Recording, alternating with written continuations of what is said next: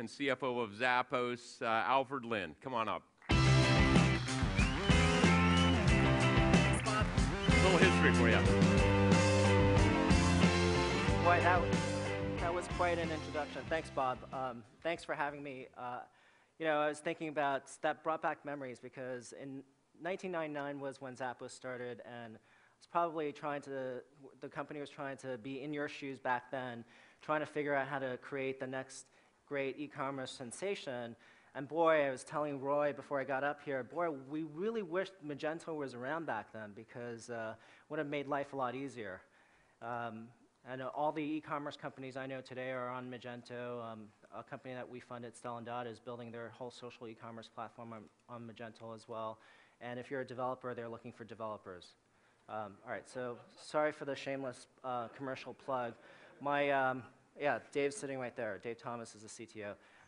My commercials aren't as funny as the GoDaddy commercials, but hey, it's nap hour because it's right after lunch. So, humble beginnings. I thought I'd talk about, talk was about how to build a commerce company into $1 billion. And all these companies that we're going to talk about here and now that I'm part of Sequoia Capital, they're all multi-billion-dollar companies, multinational companies. They became billion-dollar companies starting with very humble beginnings. And I want to tell them about their tales and how they started and how they got to where they are today. So this is a picture of a sequoia seed and a sequoia tree. And when Don Valentine in 1972 started Sequoia Capital, he didn't name it Valentine Capital. And he purposely did that. He wanted to use the sequoia tree as an analogy of what the company should stand for, the partnership that would last beyond him. He wanted to fund companies that would stand the test of time and be like a sequoia tree. Now, not all seeds turn out to be sequoia trees. Some of them will be planted, and because they have the right conditions, they have the right DNA, they'll end up being like a sequoia tree. But many of them start out with very, very perilous conditions, and they don't always make it. And this talk is about the ones that made it and what separated them apart. So, next slide. These are some of the people that we've been very, very fortunate as part of Sequoia to have backed some of these and invested in their companies, and these are their tales. Sorry, the pictures aren't as nice as the production quality that everybody seems to be doing here today. So, 2011 today, this is Apple with all of the products that they have. It's a very amazing story that started all the way back in 1976 with a $100,000 investment. Now imagine that, a $100,000 investment in a company that is now the world's technological leader with a market cap of over $20 billion. It started with Steve Jobs and Steve Wozniak, two people who were basically considered social misfits, dropouts of college. They were part of this club called the Home Brew Computer Club. But they believed passionately that there should be a personal computer. Back then, people were building computers for businesses. And they were building mainframes and computers that were for business professionals. And they wanted to build a computer for themselves, for basically everybody else. And they started by scrounging parts. And this is the first sort of Apple computer that they came up with. And they sort of navigated a lot of storms through many, many years to get to where they are today. This is a picture of Electronic Arts, one of their games. They're now a public company with a $6 billion market cap with $3.5 billion in sales. They have 31 titles that have over 1 million copies each. 3 of their titles have more than 5 million copies sold. But before they had all the stars lined up, before they had this lifelike graphics, it started with this man, Tripp, and the company with only about a $900,000 investment, who actually was his company was actually incubated at Sequoia Capital. And he took over a conference room and started just wallpapering the conference room with his ideas. He didn't actually write his first business plan, he drew it. And he just continued to iterate and iterate upon game upon game. Didn't like the fact that it was a hits business, got some people around him, got the right team together to sort of build a platform that became electronic arts today. This is a picture of what you can do with Cisco gear today, and all the sort of networks. They networks around the world. Cisco's about a $150 billion company with about $35 billion in sales. They probably have about 18% market share in the networking industry, 60% of the routers that are out there. They could probably count every single Fortune 2000 and telecommunications carrier as a customer. They've probably made over 130 private acquisitions over the years, and they now have a workforce of over 65,000 people across about 90 countries. And this is where they started, with Sandy and Len, who were working on two different sides of the Stanford campus on two different networks, and they wanted those networks to talk to each other. And there was born the idea of networking networks. They also had a personal need, which was to send love notes to each other when they were working on their separate sides of campus. And it started with a mere $1.9 million investment, and we've been very lucky to be shareholders in that company as well. They just pursued something that they thought was going to change the world in their own way, and focused on customer service and focused on making sure that they knew how to network the world. Next example is Yahoo, a company that started out very differently. It started out on the Stanford campus with two people who were in their PhD programs, dropping out of their PhD programs, and decided that they were going to index the web because they were surfing the web in their spare time and they couldn't find an index of all the great websites. They had to work on a temporary trailer on the Stanford campus in their free time, and decided to not take their plum job offers from AOL because AOL was so interested in their indexing algorithm, and decided to take $900,000 and turn it to what Yahoo is today. Google, a $180 billion company with over $20 billion in sales. They probably process over 1 billion search queries a day, probably process about 20 petabytes of data every single day. But they started, before they ruled the world, they started with these two guys, Larry and Sergey, a very, very simple website, and a desire to change what search was when they started in 1998. Now, often we talk about companies that want to start something because there's nothing out there. Well, when Google was started in 1999, there was Yahoo, there was Alta Vista, there was Excite. So the world didn't need another search engine, but it needed a better one. And that spark is what led Larry and Sergey to start Google. PayPal, so I'm sure there are a lot of people from PayPal here today.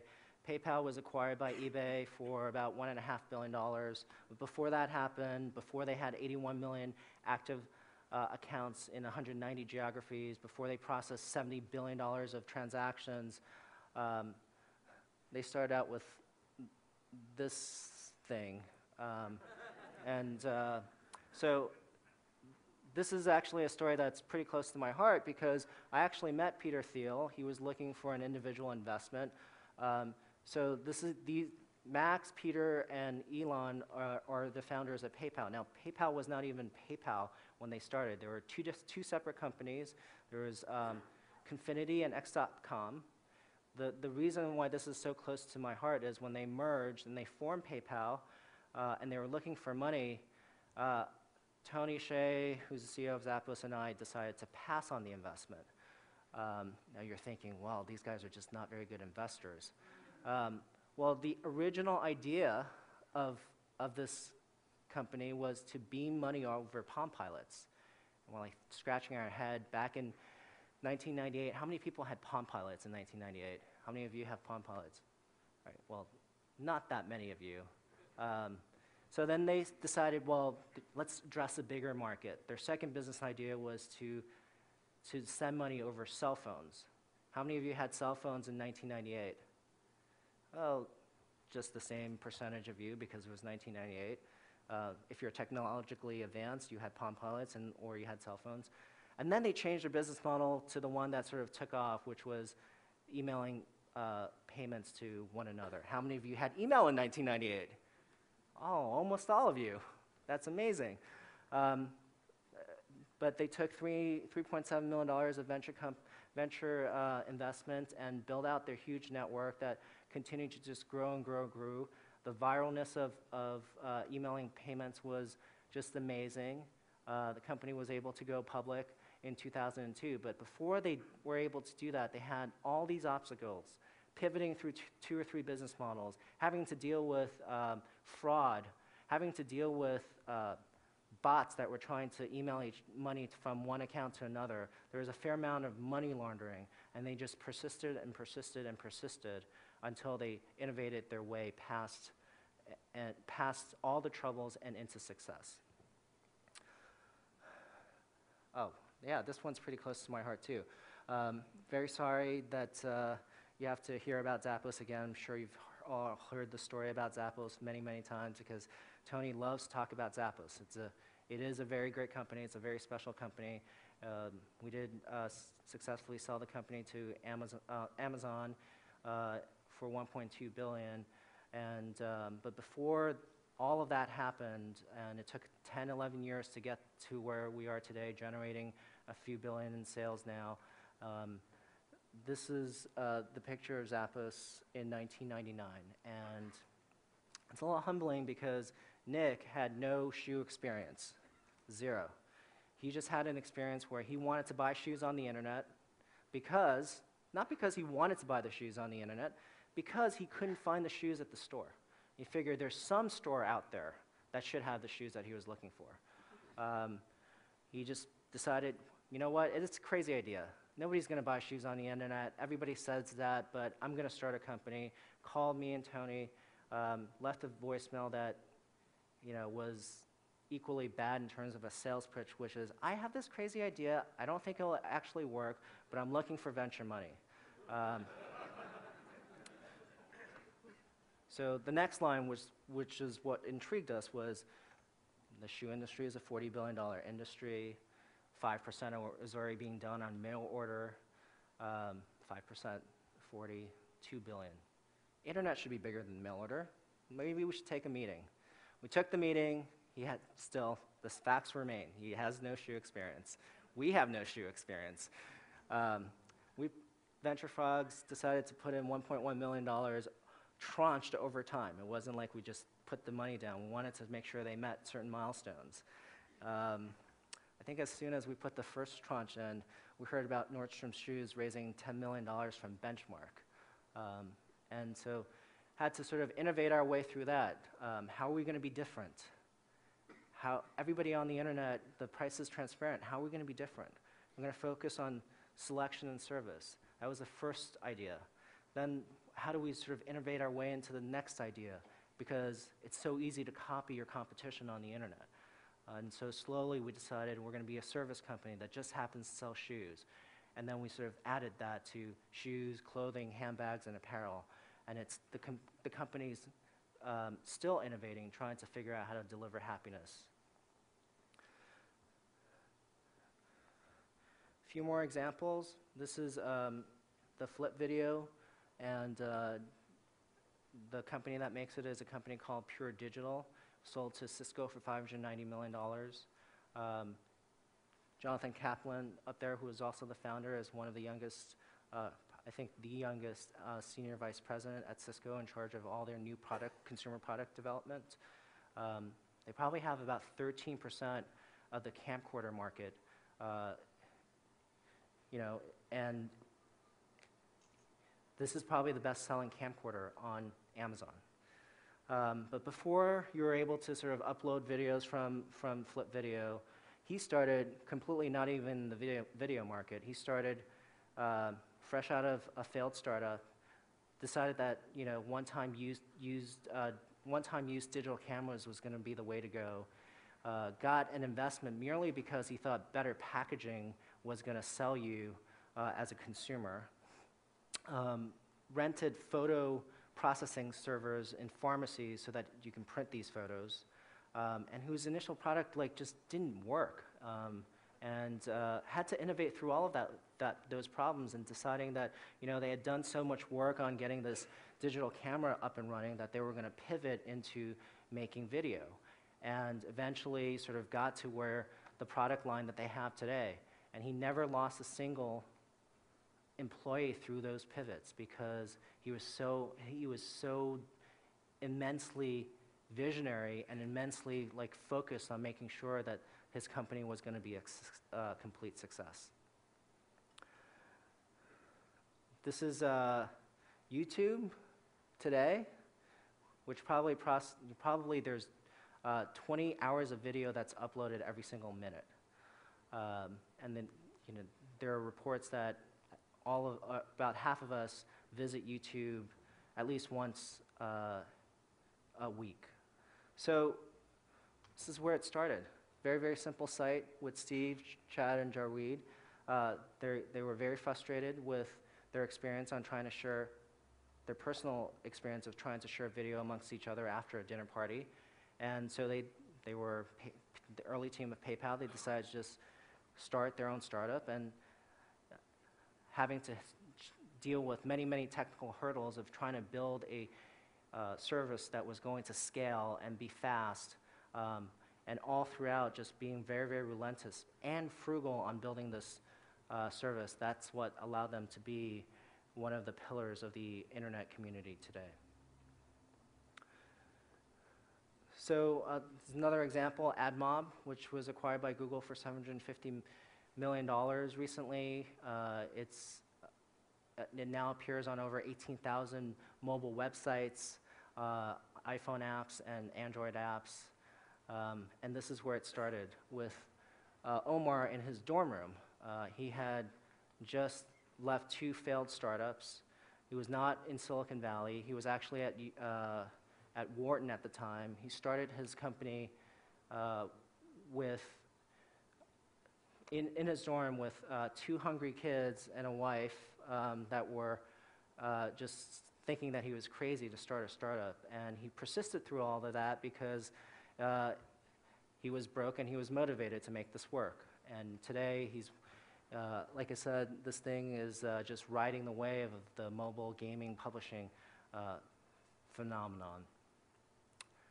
So these commonalities of companies that are large, multinational companies, they all started with very, very humble beginnings. They all started basically in your shoes. And I just kind of find it funny that people want my advice or Sequoia's advice. We're considered experts, but the only reason that we're considered experts is because we've made a lot of mistakes. All of the companies that you saw up there made a ton of mistakes going through and innovating, and the patterns that we see in companies that continue to sort of thrive are some of these. They start with the founders. The founders code that Sequoia has sort of listed here, these are the characters that we look for in founders. They're generally underdogs. They're so much of an underdog, you probably not invest in them. But they have some sparkling insights that nobody else seems to have.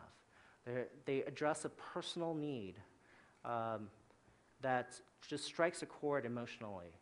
The founders are extremely focused, extremely unconventional. They just do things very, very differently than anybody else. They continue to just iterate and iterate. They don't hit failure and say, oh, that's not going to work. They'll iterate their way into success. And they just move faster than anybody else, and they're relentless on making sure that everything they do is a success. And they also they're very, very focused on both the near-term realities of what's going on, but also very, very focused on making sure the long-term happens as well. And in terms of trying to build a company that has sustainability, these are things that we believe are the hallmarks of what a sustainable company is. there's clarity of purpose around the company. In Cisco's case, it was we network networks. In Zappos' case was we're a service company that just happens to sell shoes. And they've clarified that even further, being that we want to deliver happiness. They address these companies that become pillars, also address really, really large markets. There are not many companies that you can point to. I don't believe we can point to any that are spectacular companies that have persisted the sort of trying times that address a small market. Flextronics is addressing a $160 billion market. They alleviate true customer pain. The products that they have are real wants and real needs of the customer. There's a great DNA and great culture. We sort of believe that the DNA of the company and the culture of the company are formed within the first 90 days of the company's formation. There's a singular focus on product, one product at a time, making sure that product is the best product that you can have. There's real operating margins in the business. There's also this sense of frugality. There's no need to spend foolishly on things that don't work. And last but not least, most of the investments that we just looked through, the Inferno started with a very, very small amount of money. You don't need a lot of gasoline, a lot of money to build a great company. So with that, I'd like to open it up first with Q&A, and then I'm going to go back and do a case study about a spectacular company.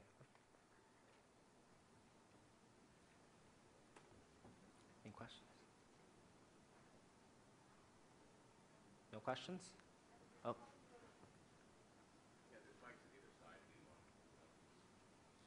So Zappos is really famous for its return policy. I think, as a retailer myself, I struggle with how generous should we be, how open are we to abuse. What did you find was the return on being so incredible about, and I believe you do return shipping as well as right. full refunds. So Zappos is, so the return policy, for those of you who don't know, is a 365-day return policy, and we pay for shipping both ways. It is fairly expensive, as you might guess. It is something that was thought of as a way to sort of, well, people said you have to try shoes on before you buy them, so we got to figure out that customer pain point if we're going to be an online retailer. So we almost didn't have a choice. And what turned out to be the case was the customers who used the return policy the most became our most profitable customers, because they decided that, well, this is so easy that, well, I'm just going to buy more, because if I don't like it, I can always return it. So it wasn't always easy to justify at the very, very beginning. We just intuitively thought this was something that we needed to do, but the data proved it out, which was, hey, if you look at the customer segments, if you sort of segregated the best customers had the highest return rates. And so that's why we thought it was a good idea. Do you feel that that would also be the case if you had a catalog with a small number of items, or do you think that's just unique to having a huge number of items? If you have a smaller set of items, it's not so much about whether, I'm not sure it's necessarily the number of items that causes you to have a generous return policy.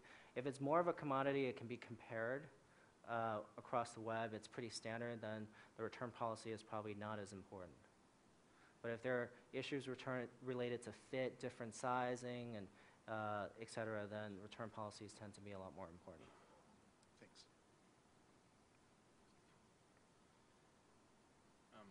What's your general thought on acquiring venture capital? Just some general tips and tricks, I guess, or maybe mistakes that are common.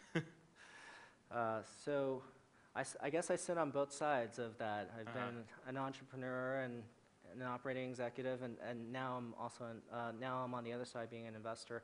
Look, I think that it's interesting, right? The companies that are able to raise money are the ones that don't need it.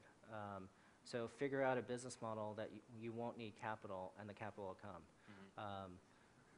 So Am I not answering your question in a way? It actually makes sense, kind of. So I mean, But it is the way it is, But right? yeah, The best companies. well, it's about the frugality of your point of frugality, right? I mean, Yeah. Yeah, I mean, great companies figure out their business model relatively early. They don't need as much investment, and companies that investors want to be in are great companies. Thanks. Hi. Zappos has fascinating culture. How was it developed, and who was the driver in promoting it with their employees? Well, so every single company has a culture, and that's the one thing that I believe is in every single company. There's DNA in the company that causes the company to do X, Y, and Z. I think you can sort of understand whether the culture of the company is by figuring out what decisions they make. If you sort of list through how you make decisions, you can pretty much write the values of the company down. And so we sort of say a lot at Zappos that the culture is driven by all the employees. If you read Tony's book, culture was always important, but the sort of statement wasn't written down until 2005, when Tony sent out an email to all the employees and asked what they thought the culture of the company should be. And then he sort of took all the sort of values it was probably like 37 or 38 of them, and combined them, edited them, and sort of created the 10 core values that we have for Zappos today. So all the employees are responsible for driving the culture, but often there's one person who sort of makes sure the culture comes together, and Tony certainly was one of those people who sort of made sure the culture came together. Is that me? Yeah, Alfred. You guys hear me? If you guys were starting today, do you think you could run Zappos on something like Magento? Obviously, you have to customize it, but do you think it's robust enough to run a billion-dollar company on? I would assume so, because I heard that they run like $50 billion of transactions, so $1 billion seems like a small number. I got actually a question for you before you hit your case study. So you're looking at an investment. You invest into the company. You have a choice of, I got to echo here, you have a choice of whether or not to run them profitably or not. How hard do you step on the gas pedal? How hard do you not? Some of those companies, until they got to scale, there's no way they'd become profitable. Zappos, you probably could have gotten there a lot earlier, but you decided to stay on the gas. How do you do that? How do you make that kind of a decision? That decision is an interesting decision, and I think when you know the unit economics of your business, then you can step on the gas, because you know the unit economics will work over time. And so if you decide that you know that the business on each order is going to generate 10 or 15 or $20 in profit, then you know that if you spend 10 or 15 of that profit, $10 or $15 on sort of growing the business, you know that the next order will be profitable. So it's a very, very easy thing to do that if you sort of understand the unit economics. And so Zappos in the very early days just decided to do that. On every order, they sort of calculate the unit economics. We needed to sort of make sure that it got better and better over time, part of the frugality pitch, which is every single process in the company got more and more efficient. And so we were able to step on the gas more and more and more over time, not less and less and less. And that's why Zappos and all these companies that we are talking about here have the spectacular growth rates. But to your point, Zappos basically broke even for most of its life and only raised about $10 million before it basically broke even for an e-commerce company that was carrying inventory. Obviously, almost all of the $10 million went to buying inventory. At the end, towards the very end, when we're selling the company to Amazon, and this information is public in the filing, Zappos was carrying $180 million of inventory on its balance sheet at cost. It's a lot of money, but we didn't raise that much money to sort of build the company. We figured out how to do it with a lot less. Any other questions? He made a mention about when he saw the Zappos boxes on the street that made a big effect on him. How much is that important for even a small company to brand your box, get cool stuff when you're getting the box in the mail? Well, so that's an interesting example, right? That's not something that is often copied. But if everybody made their box distinctive, it just loses its effect. So you have to figure out how you're going to differentiate your company. If every single company decided to sort of buy bracelets for their customers, it just loses its effect. So you got to figure out why your company is going to, how your company is going to be completely different and unconventional. Same thing with, for example, when Zappos decided that they're going to invest more in marketing and offline marketing to get the attention of people who are not necessarily online. We've done a lot online, and we probably could spend only as much as we can spend on online. So we decided to sort of sponsor the security bins throughout a bunch of airports. We decided to do that because it was distinctive. Nobody else was doing it. And those are the type of unconventional things I would challenge you to do instead of, oh, Zappos has this beautiful box, so therefore we have to have this beautiful box as well. All right, so let's move on to this case study about Apple. Very nice graphic about Apple, again, just to remind everyone this is how they started. And this is a story about even being an entrepreneur even when the company is large. So in, this is 1986, Steve Jobs was fired. Sales of the company as it went along, and then Steve Jobs returned in 1997 or so. This seems like the wilderness years because what happened here is surprising because the company still grew. And what happens with growth is that growth hides a variety of sins because obviously the growth wasn't as spectacular, otherwise Steve Jobs wouldn't have had to come back. These were the Apple's adult supervision. A lot of the things that we talked about before, which was the founders code and how important the founders are, well, these guys came in to run the company and they produced products like this, which was not really in the sort of DNA of the original company that was Apple. And we needed to bring back Steve Jobs because they were just losing the culture of the company of being a spectacular product company. So the fall of American Icon was in Business Week. Michael Dell said, when asked what would I do because Apple was not doing well in 1997, said he would shut down the company and give the money back to the shareholders. Scary times. Conventional wisdom, these are all very smart people. Conventional wisdom would have told you not to think differently, just to shut the company down. But Steve Jobs came in to think differently and do things very, very differently than what was done in the last few years, but back to their roots, their core, their culture, their DNA of producing spectacular product. And this is the relentless focus on product innovation that Steve Jobs sort of focused on. They're beautiful products, and then the secret ingredient was software behind the scenes. People thought that this was, oh, just a nice little thing, but it ended up being probably the least talked about sort of secrets in Apple's arsenal, which was the platform of iTunes. And then also the branded experience. They have now, I don't know, over 280 stores around the world of this branded company and branded experience with people inside it living the brand and personifying the brand. So they disrupted markets that people thought you couldn't combine a cell phone with a computer. The mobile industry started. New markets like the iPad started.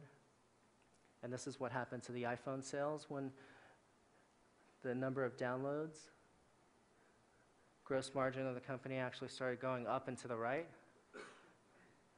And this is what happened to this market cap. So in 1997, even when Steve Jobs came back, not a lot really happened until about 2004, when conventional wisdom decided to wake up and realize that this was going to be a spectacular company, and now it's one of the most valuable companies on the planet. So it's 2011, February 2011. You probably have seeds and ideas in your head about how you'd like to change the world. Well, I challenge you to go and follow your dreams and change the world. Thank you so much.